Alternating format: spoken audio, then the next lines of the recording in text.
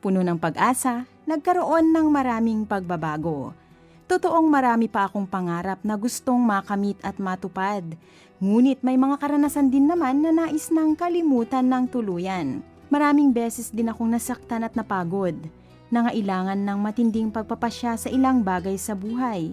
Nag-alala rin para sa pangangailangan ng aking pamilya. Napuno rin ng takot, agam-agam at pangamba. Tulad ko, maaari kang magsimula ng maayos at mapayapang pamumuhay upang malaman mo na tunay nga at totoo ang sanggol sa sabsaban. Sikapin na paghariin ang pag-ibig, kagalakan, kapayapaan, katiyagaan, kabaitan, kabutihan, katapatan, kahinahunan at pagpipigil sa sarili. Salamat na lamang dahil isinilang si Jesus upang gawing bago ang lahat. Ito ang tunay na diwa ng Pasko. Ako, si Nemi de Guzman Turla, ang bumabati sa iyo ng maligayang Pasko na puspos ng Espiritu ng Diyos.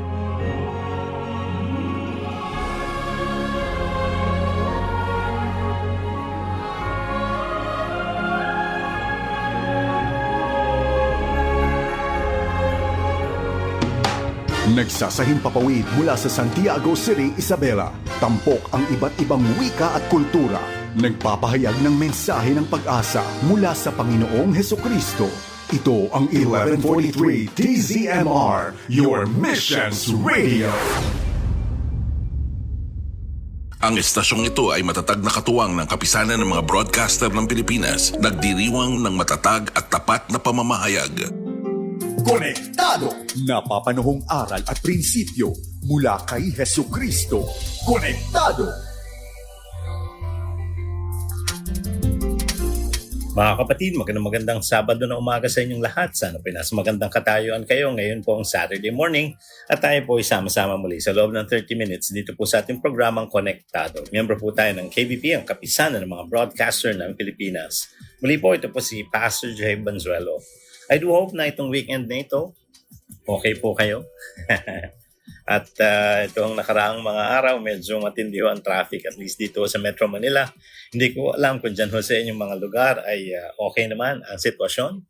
Pero yun po, kung kayo nagbabalak pumunta rito, lalo na ngayon at bukas, I think, patuloy pa rin ang pagdagsa ng mga tao sa mga pamilihan, pasyalan, at sa iba't ibang mga okasyon. Yan po ang siguro isa sa mga aabangan o binabantayan po natin. Kasi nga ho, dahil nalalapit na ang Kapaskuhan. So maraming mga ganap. Well, ang atin hong pagtalakay dito sa last month ng taong 2025 ay may kinalaman na nga po sa wrapping up of the year. Atin hong diniscuss na yung being refreshed. Napakahalaga po na ma-reinvigorate, ma-reignite ang atin hong passions, ang atin hong energy, para ho kahit patapos na ang taong 2025, we will still be capable of engaging 2026. Pangalawa ho natin pinag-usapan ay yung need for inner strength. Bakit ho? Ang katatagan ng isip, katatagan ng kalooban, katatagan ng paninindigan ay mga mahalagang elemento para po may pagpatuloy. Yung dapat ganapin yung mga nararapat, iwanan yung hindi na dapat. At tayo ho ay magkaroon na ng mainam na katayuan sa atin hong buhay, sa kalooban ng Diyos, at the same time, para na rin ho sa kapakanan ng atin hong improvement, no? At ng atin hong paglago. Ang atin naman hong discussion for this weekend ay may kinalaman po sa word na full circle. No? Siguro, inyong iniisip, ano ba yung full circle na yan? Well, kung ito ho ay may kinalaman ho sa isang biyahe, nagsimula ho tayo ng December, ng January. At of course, yung 12 months, babalik din po ito ng December, and eventually magsisimula uli ng January. Ganyan naman po every year, no? Para siyang isang circle, no? Bumabalik. Pero hindi ibig sabihin dahil paulit-ulit po na tayo ay mayroong 12-month cycle or period, din hong katayuan ng ating buhay will still be the same. It's very important na hindi ho tayo mag-stagnate o magkaroon ng standstill. Hindi rin ho tayo paatras. Ayaw nating retardation. Ang gusto ho natin progress. No? At tayo po ay magkaroon ng tinatawag na pag-angat, pag-inam sa atin hong katayuan at kalagayang pambuhay. Yan po ang dahilan kung bakit mahalagang pag-usapan ng full circle. Kahit ho, sabi nga natin, Nakailang ikot na? Depende ho sa edad ninyo. Nakailang ikot na po ba? At ilang taon na kayo na nag-celebrate ng end of a year at preparing for the beginning of another year? Ay nagbabago ho ba ang kalidad? Paano tayo tumutugon sa sitwasyon ng buhay? Nag-i-improve ba ang katayuan natin in terms of relationships? May kinalaman sa personal endeavors, sa atin din hong mga goals and aspirations. Very important yan. May nakita nga po akong description. Ang sabi ho dito, the spiritual meaning of coming full circle. Ang sabi dito, it means that you finally need to move on. You might have gotten stuck in the same problem you had made, which made you fixate on what went wrong. Making it full circle is a sign that you have finally done what you wanted to do, and it is time to leave all of it behind you. It frees you from the obsession that had a hold on you. It gives you the freedom you need to focus on other things. So yan po ay mahalagang description. So minsan po, ganun talaga ang nangyayari sa buhay ng tao. Meron ho tayong mga sitwasyon na parang tayo doon, nabalahaw. Yun po ang naging dahilan bakit tayo napigilan. Medyo nahirapan tayong umusad. Pero kung naalala ninyo, at the beginning of the year 2025, diniscuss natin, ginamit po natin doon yung Philippians chapter 3 verses 12 hanggang 15. Yung bang challenge na binigay ni Apostle Paul na yung nakaraan, kumbaga, isinasangtabi na niya. Kinakailangan ng harapin yung kasalukuyan, paghandaan yung hinaharap. Kasi nga, may mga times, binigay mo na yung lahat eh. Gusto mong tugunan yung isang sitwasyon, malamang yan ay isang problema, kaya lang yung hangganan ng iyong kapasidad talagang limitado lamang. At pagka puro yan na lang ang iyong tinutukan, baka malugmo ka na. Baka kailangan humanap ka na ng pamamaraan para iba naman ang tugunan. At the same time, ikaw naman ay pagkaroon na ng progress, no? At pag-inam sa kalagayan at takbo ng iyong buhay. So, yun ay napakahalaga. Ito maganda, no? From Proverbs chapter 19 verse 20.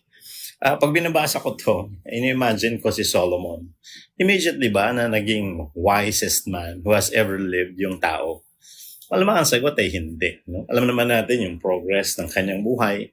Bilang anak ni Haring David, siya yung inihanda para pumalit sa trono ng Israel pag wala na yung kanyang tatay. Meron ding adhikain na siya rin yung magtayo ng temple. Ang kanya ring ninais nung siya ay tinanong ng Panginoon anong gusto niya, ang kanyang ginusto ay wisdom. At ang ibang mga bagay, pawang dinagdag sa kanya. Pero siguro itong Proverbs 19:20 ay isang pamamaraan din para maipasa niya sa atin siguro yung pamamaraan para tayo rin ay matuto at magkaroon din ng, sabi nga, pag-inam ng atin hong kaunawaan sa buhay.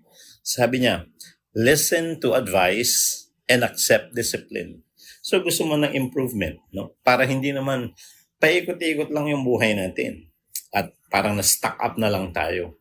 Kailangan mahanapan din natin ng paraan, masolusyonan yung ilang mga problema, mag-improve yung quality ng atin hong, di ba, pagkatao. So maturity yan. Magkaroon na rin tayo ng adjustment sa ating pagharap sa iba't ibang mga circumstances. So anong kailangan? Listen to advice and accept discipline. So kailangan makinig daw tayo sa mga payo, no? Lalo na yung galing sa katwiran ng Diyos. And accept discipline. Ang discipline, ang basic idea is training, no? So yan ay paghubog sa atin o pagsuwata na rin kung may maling ginagawa. And at the end, you will be counted among the wise. No? Sa iyong pagkapakinig sa magandang katuruan, tinanggap mo yung pagtuturo, paghubog sa iyo. Ang dulo daw nito, ikaw ay mabibilang sa mga maalam o yung mga matatalino. No? Kasi magkakaroon ka ng improvement or maturity. I think siguro isa sa pamamaraan para makita mo yung narating mo na sa buhay is to try to gauge, no? Personal na ito eh. Masuri mo kung ano ba yung iyong mga hiniling sa Panginoon for this year na maganap, mga bagay na iyong pinlano, mga bagay na iyong inaambisyon, at hiniling mo sa Panginoon, kamusta? 0%. Bakit? Kasi minsan, hindi na nga natin alam ano ba yung aking mga sinimulan itong taong 2025. It's possible, no? Na yung ilan sa atin, nakalimutan na natin ano ba yung ating mga sinet na ambitions and goals. Talagang pag wala nga yung, ibig sabihin, walang recall, wala tayong natatandaan, di malamang sa hindi, walang na-accomplish in relation to it, no? Hindi ka naging intentional eh. Kung intentional ka man, ano ba? 25%.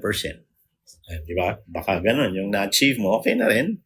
Pero baka pwede mo pang itaas. Baka yung iba naman, naka 50%. Sa iyong pagtansya, mukhang mataas-taas ng kaunti yung level na yung narating. Sa percentage, mga 50%. Or baka naka 75%. Baka 3/4 no? Ng iyong mga pinangarap, inambisyon, tinatarget na naganap. No? Thank God for that. Ang pinaka-ideal sana, naging 100%. Yan, di ba? So, baliktanawan po natin. Try to evaluate this year. And then, tingnan po natin kung ano ba yung mga naging, sabi nga natin, situation ng ating buhay. Meron ako nakita sa internet, ang ganda nito. It's called the 9 Year-End Reflection Questions. At naisip ko, maganda isama dito sa ating evaluation material about, yun nga, yung full circle. Question number 1. What did I accomplish? Ano ba mga matapos mo itong taong 2025? No? Pwedeng yan ay may kinalaman sa target mo for family. Yeah. Profession. Yeah. Personal endeavors, katulad ng pag-aaral, pag-angat ng iyong performance when it comes to work, pwede, studies, kung ikaw ay nag-aaral pa. Baka ito may kinalaman sa service, no? Pwedeng sa church, pwedeng sa community. Ano ba na-accomplish mo? It's very important. No? Tingnan mo, ano ba ang mga bagay na natugunan ko for this year? Ako, meron akong calendar for a whole year. Most of the time, binibilang ko kung gaano karaming beses ako nagdaldal. Ito po yung mga outside talks at the same time yung mga teachings. No? May mga times na doon ko na nakikita na nakapagsalita pala ako ng mga 500 times in a year. No? So, in the previous years, yan, mga 500 to 600 times a year. Yan yung frequency pagka ina-add up ko. Bakit ko yung binibilang? Gusto ko rin makita kung ano yung na-achieve ko o na-accomplish ko for a specific year. Maganda rin kasi mabalik tanawan.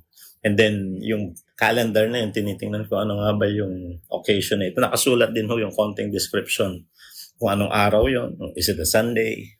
Is it a regular day? Saan nga ba ako nito? Ano nga ba yung material ko? Yan, gusto ko balik-balikan. Kasi nakikita ko rin kung the following year, ano naman yung aking ide-develop na material. So, sa buhay natin, iba ba yan? What did I accomplish? Yeah.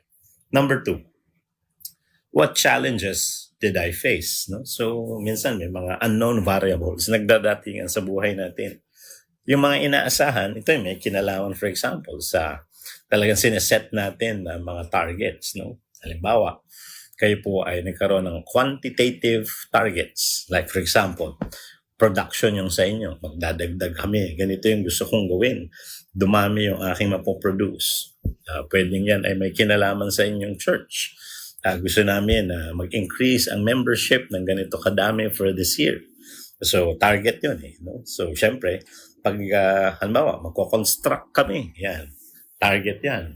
So, syempre, yan, ina-anticipate mo dahil naglagay ka ng goal, ng target, may challenges yan. Yan yung tinatawag nating foreseen. Syempre, pinaghahandaan mo na yan. Alam mo na haharapin mo yan eh. Merong mga unforeseen na hindi mo inaasahan at biglang dumating. Pwedeng in the form of a problem. Minsan, biglang binigyan ka ng panibagong responsibility. Biglang nagkaroon ng challenge for you, no? Pwedeng personal or pwedeng professional or pwedeng ministerial. Ayan. So, what challenges did I face? Maybe it's in the form of a sickness. Baka ito may kinalaman sa failure. Depende, no? Ano man challenges ang iyong kinaharap ng taong 2025? Nababalikan mo pa ba? Number 3, where did I fail and what did I learn? tanggapin na po natin na yung failure is a reality sa buhay ng tao. So, maganda rin maging aware tayo, situationally aware. Saan ako pumalya this year? Ano naman yung natutunan ko mula doon? So, kailangan yung learning.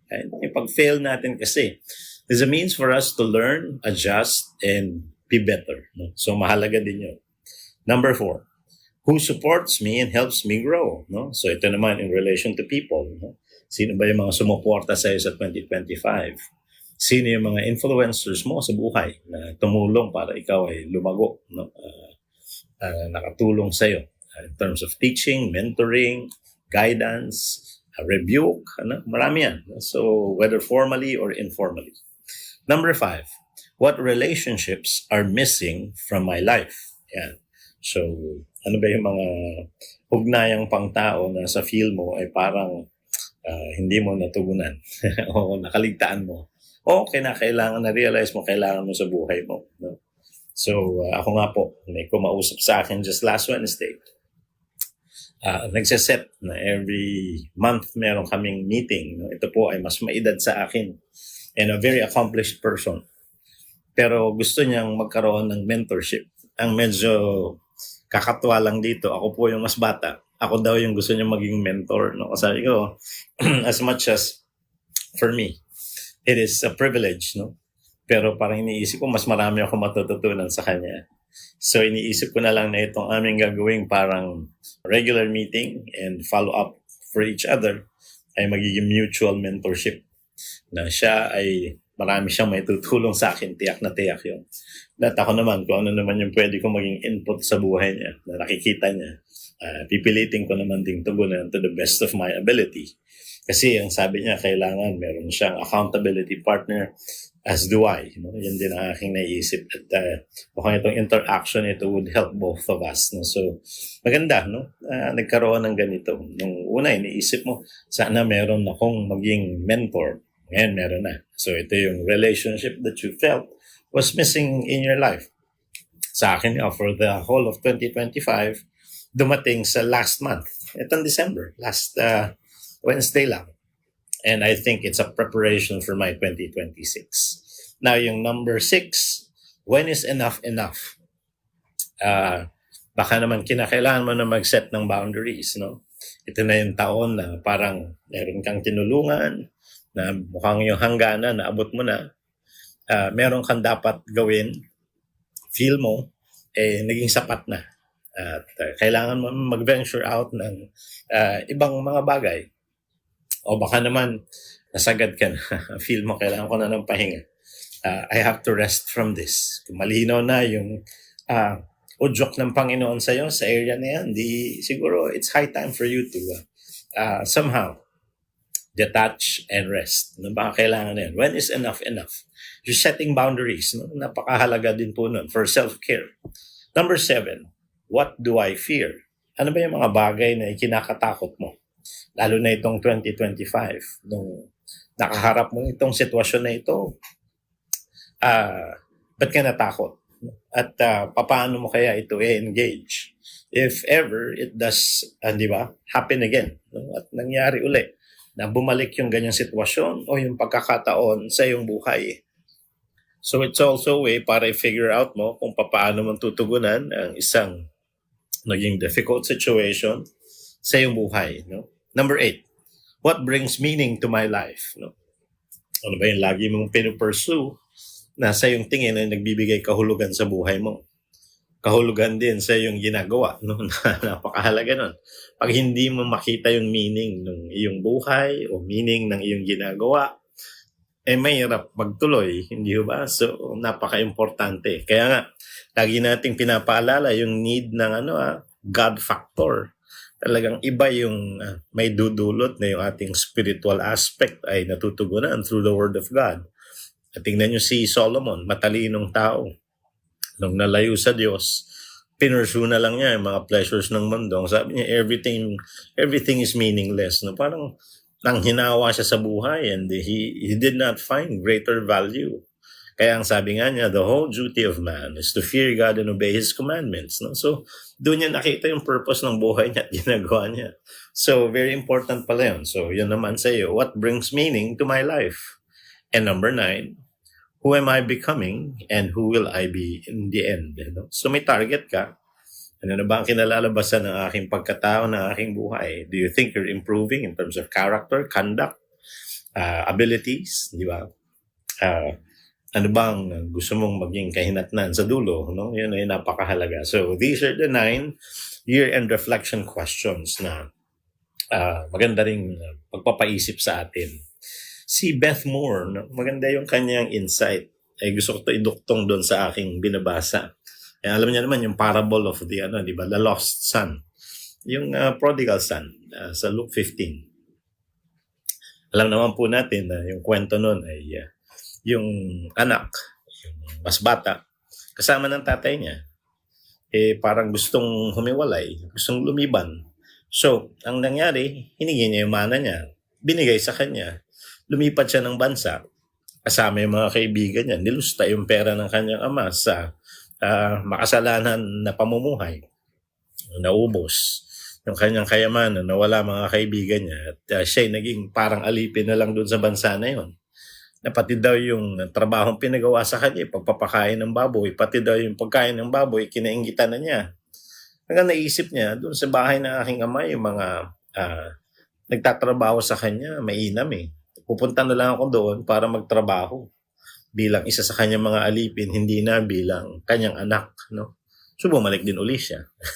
Yan yung tinatawag nating full circle.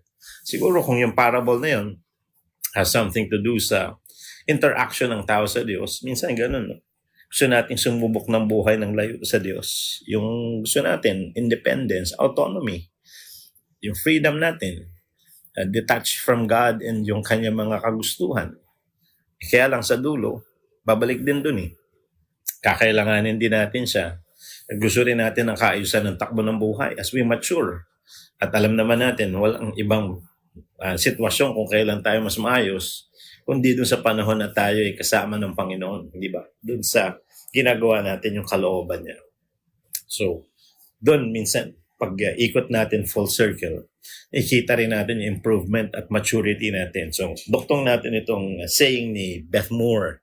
Sabi niya, we know we are coming full circle with God when we stand at a very similar crossroad when we made such a mess of life before. But this time, we take a different road. No? Nalalaman daw natin kung, di ba, nakabalik na tayo sa Panginoon, pag nalagay na tayo uli sa isang sitwasyon na dati ito yung sumira at gumulo sa buhay natin. Pero ngayon, alam na natin kung ano yung desisyon at aksyon na dapat nating gawin. Yan nga, di ba? Bumabalik din tayo sa ganong sitwasyon, pero iba na tayo ngayon kung magdesisyon at magtumansya o mag-evaluate ng sitwasyon ng buhay. Deuteronomy 30 verse 19. Alam nyo, ito ay napakahalaga na siguro minsan, no, pagka ikaw ay paikot-ikot at wala namang pinatutunguhang maganda, yung mga kasama mo naiinis na rin sa'yo. Sa tingin nyo ba, ang Panginoon hindi rin naiinis sa atin? Mabalik-balik tayo sa halip na mag-improve, nagkaroon tayo ng pag-deteriorate o kagaya pa rin ng dati. So ito siguro in relation sa mga Israelites, sa Deuteronomy 30 verse 19. Ito po yung passage. This day, I call heaven and earth as witnesses against you, that I have set before you life and death, blessings and curses. Now choose life, so that you and your children may live. No? So, ayun nga, parang ang point ho dito, ginamit ng saksi ang langit at ang lupa, no? Laban sa mga kausap. At sinasabi, yan, binibigyan kita ng mga pagpili ngayon. Dalawang dulo buhay o kamatayan, biyaya o sumpa. Kung ako sa iyo, pipiliin ko ang buhay para ikaw at ang mga anak mo ay patuloy na makapamuhay. Bakit? Malamang sa hindi, ang pinipili ng mga taong ito ay yung ikinapipeligro at perwisyon ng mga buhay nila. Nadadama yung susunod na mga henerasyon sa kanilang mga aksyon at desisyon. So ang hamon, make a good choice. Because if you keep going full circle at pag ini-engage mo ang sitwasyon, kagaya pa rin ng dati o mali-mali palalo, di palala ng palala sa pagkasira sa halip na mag-improve. Ito ay isang kind of correction na kapag pinakinggan mo at sinunod mo, will actually lead you to a better state of life, no? An improved situation of life. Sabi ko ng isang description, the spiritual meaning of coming full circle means that you finally need to move on. Realization yan, na may mga pagkakataon sa ating buhay, talagang tatanggapin natin, hindi na natin mababago yung mga nangyari. Ginawa na natin yung nararapat, kaya lang mukhang hindi para sa atin. May kailangan may acceptance din. May mga occasions that we have to simply set yung ating boundaries and say na mukhang ito na lang yung talagang kaya kong ibigay. So, di ba? Napaka-importante nun eh. Kasi bakit? You might have gotten stuck in the same problem you had made, which made you fixate on what went wrong. Pumapalya ang buhay, kaya lang iba po yung parang nabalahaw ka, na yun na lang lagi mong iniisip, no? Sana, kung hindi nagkaganon, sana. Well, totoo naman, no? Na ayaw natin na napasama tayo. Kaya meron tayong mga sana. Kaya lang, yun nga ho ang medyo mabigat at medyo malungkot, kahit ho anong panghihinayang natin, hindi na natin mababago yung mga naganap, mga pangyayari. Yung kasalukuyan, pwede po nating harapin ng maayos at pwede nating paghandaan yung hinaharap, no? At yun po ay importanteng maklaim o ma-maximize din po natin yung pakinabang niya. So, ang making it full circle is a sign that you have finally done what you wanted to do and it is time to leave all of it behind you. Sabi ko nga, di ba? In relation sa pag-aaral natin at the beginning of 2025, di ba pinag-aralan natin yung Philippians chapter 3 verses 12 to 15. At doon ho ay pinapakita ni Apostle Paul yung mga ginagawa niya in order to be excellent sa kanyang takbong pangbuhay. Yung nakaraan, sabi nga niya, isinasangtabi ko na. Whether yan ay success, I learned from it, I enjoyed it, pero hindi pwedeng dahil nag-succeed na ako, wala na akong gagawin, wala na akong preparation, wala na akong challenges na iti-take. Ay hindi ganon. Or, baka may failure. Hindi naman pwedeng magmukmok na lang siya, no? Mas stuck up ka dun sa grief or depression. Wala naman na bago, lalo pang nabatak pa pababa, no? So, ang kailangan daw is that we will have yung passion to move forward, no? So, mahalaga yon. Now, ang idea is that it frees you from the obsession that had a hold on you. It gives you the freedom you need to focus on other things.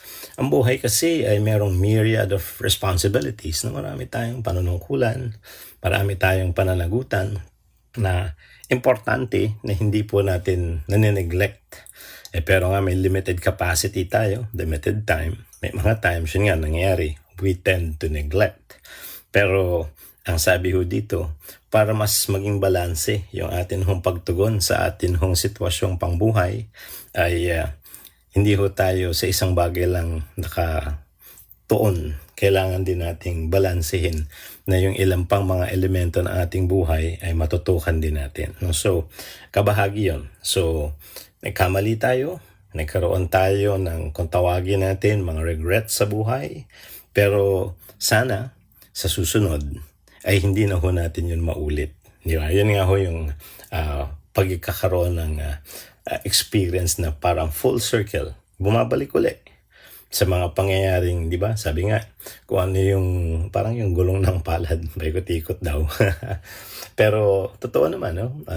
Merong mga pagkakataon na uulit eh. Bumabalik yung hamon, yung tukso. At may ilang mga bagay na nanunumbalik sa'yo. Pero napakahalaga na yung tugon mo this time will be different. And that would show improvement. Kung lalo na kung yan ay nakakaliban ka doon sa mga bagay that can hurt you or can sabi nga, pull you back sa mga mistakes o sa mga hindi magaganda sa iyong buhay. No? So, remember that. Ang Proverbs 19 verse 20, sinabi nga natin, I think si Solomon, he also started out being simple. Ordinary, no? In a sense. Tao lang din siya. Pero bagamat siya ay prinsipe, anak ng kinikilalang hari ng Israel na si David, pero ang kanyang buhay needed to develop as well. bago siya naging the wisest man who has ever lived.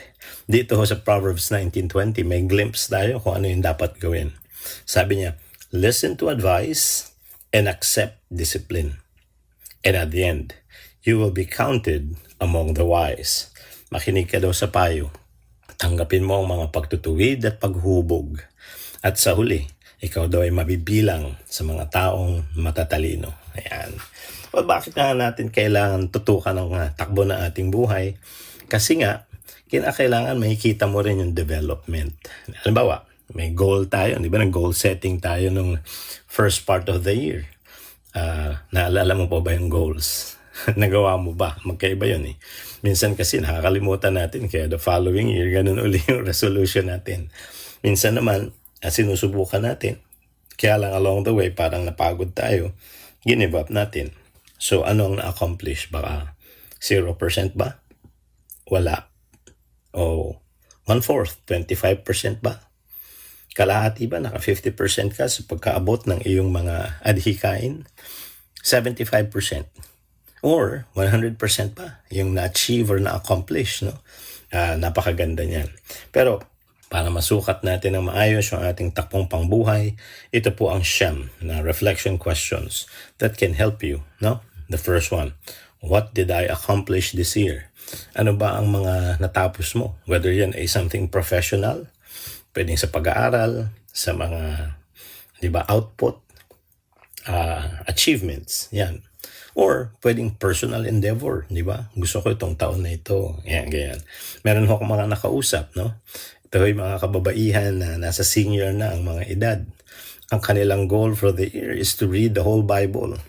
Nakakatuwa. Dahil maraming beses nilang nagawa, tuloy pa rin nilang tinutugunan. So, accomplishment yun. Ang relationships natin, like family, di ba? Gusto natin matutukan, for example, o mag-improve ang ating time at engagement sa ating mga mahal sa buhay. Anong na-accomplish natin? Number 2, what challenges did I face? So, ang bawat taon, may dinadalang mga hamon.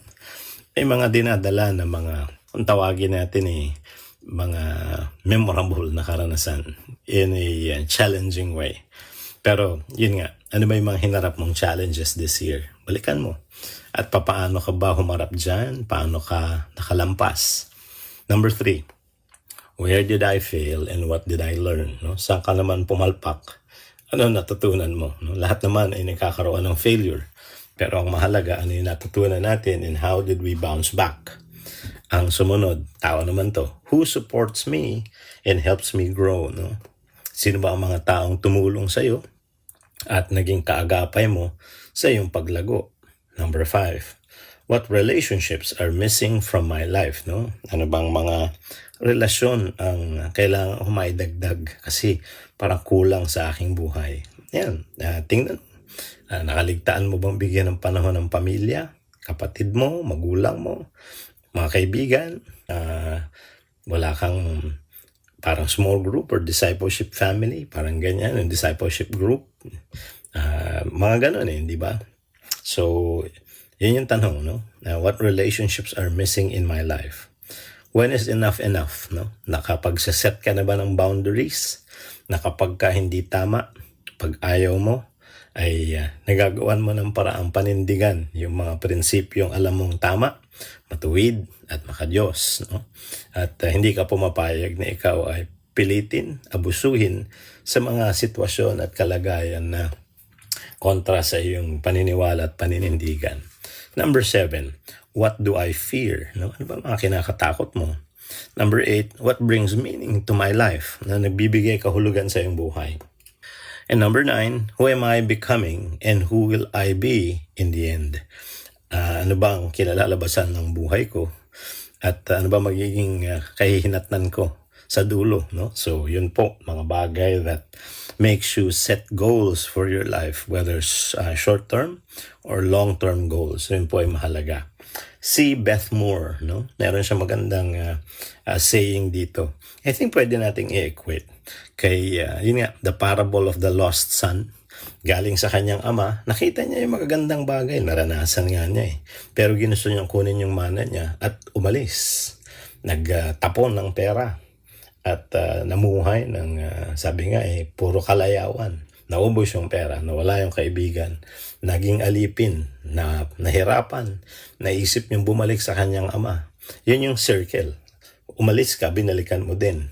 Pero this time, ang sabi niya, iba na siya. Mababang loob na.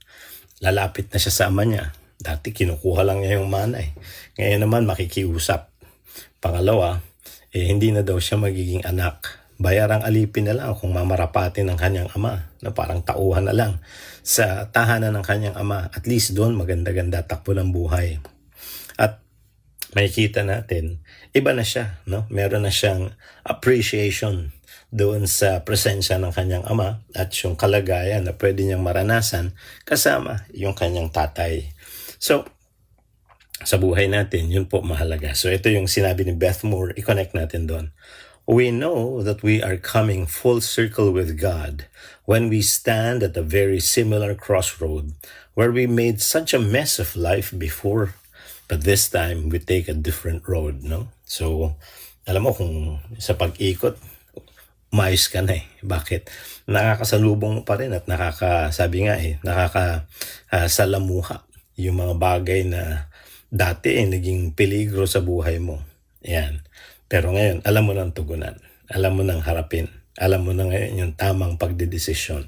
Ayan na, yung pakinabang yan.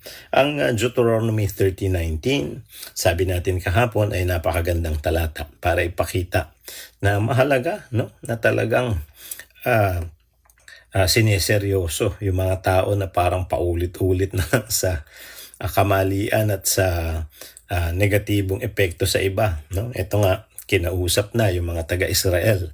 Anong sabi dito? This day, I call heaven and earth as witnesses against you, that I have set before you life and death, blessings and curses. Now choose life, so that you and your children may live. No? Pag yung kausap mo, parang paulit-ulit, pabalik-balik dun sa hindi maayos. Ito, magandang mga sample ng hamon. Sabi dito, sa araw na ito, saksi ko ang langit at ang lupa laban sa iyo. At ako yung magtatakda sa iyo ng buhay o kamatayan, biyaya o sumpa. Piliin mo ang buhay para ikaw at ang iyong mga anak ay mabuhay. No? So parang binibigyan mo ng pagpili, ito lang ang kahihinatnan yan. Maganda o hindi. Kung ako sa iyo, pipiliin ko yung maganda. Ano? Yung pa nga yung binigay dito eh. Para mabuhay ka at ang iyong mga anak. No? So, ito yung pagpapahiwatig. Improve mo na yung galaw mo.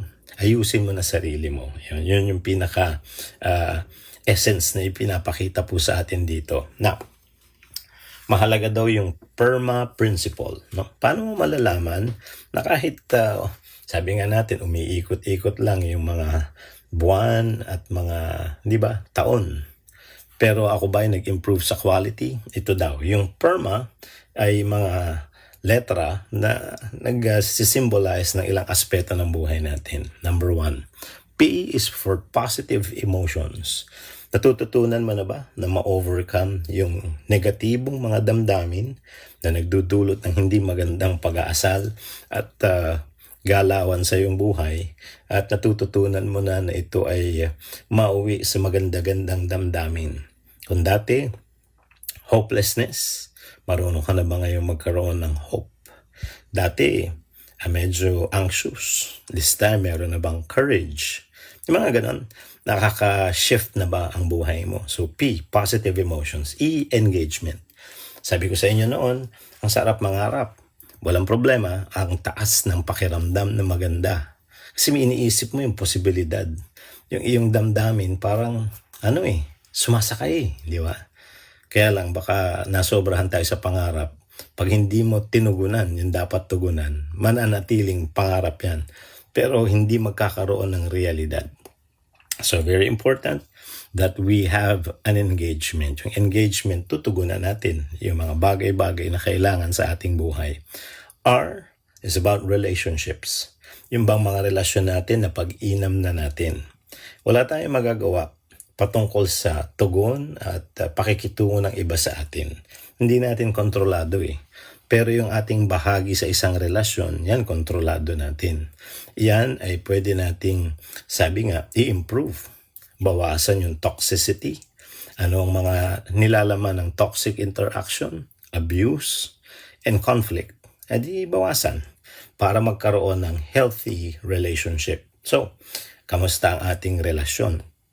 M, meaning, na-discover mo na yung kabuluhan at kahulugan ng iyong buhay. Di ba? Full circle kay Solomon, galing sa Panginoon. Ayos siya eh. Kaya lang sinubukan daw niya yung layaw ng buhay. O yun. Layo sa Panginoon, ang nangyari, nawalan ng magandang takbo. Sabi nga niya, lahat ng bagay ay walang kabuluhan. Yan. And then, bumalik din siya sa Panginoon.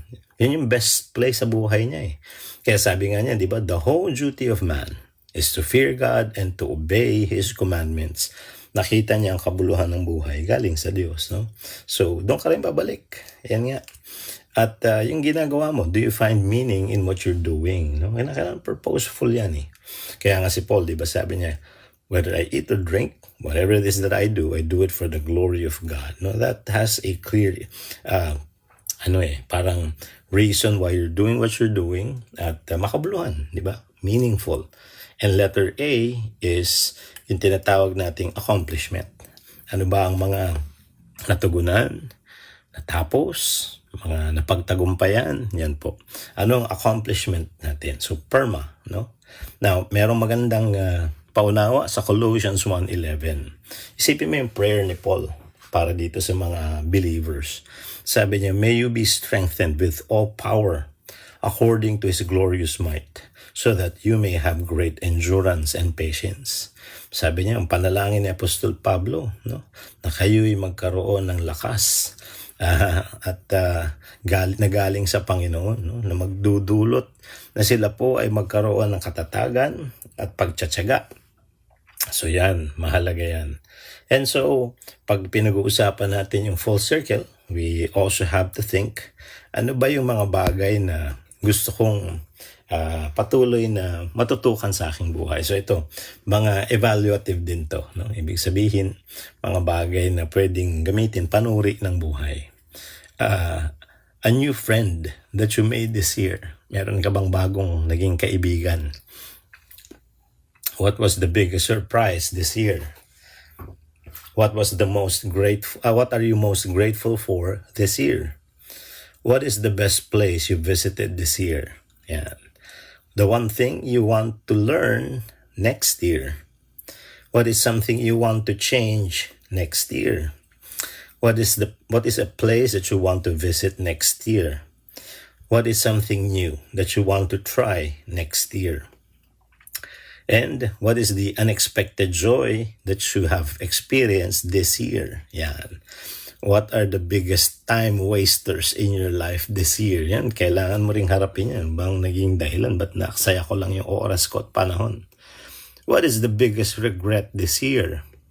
And what is the biggest lesson that I have learned this year?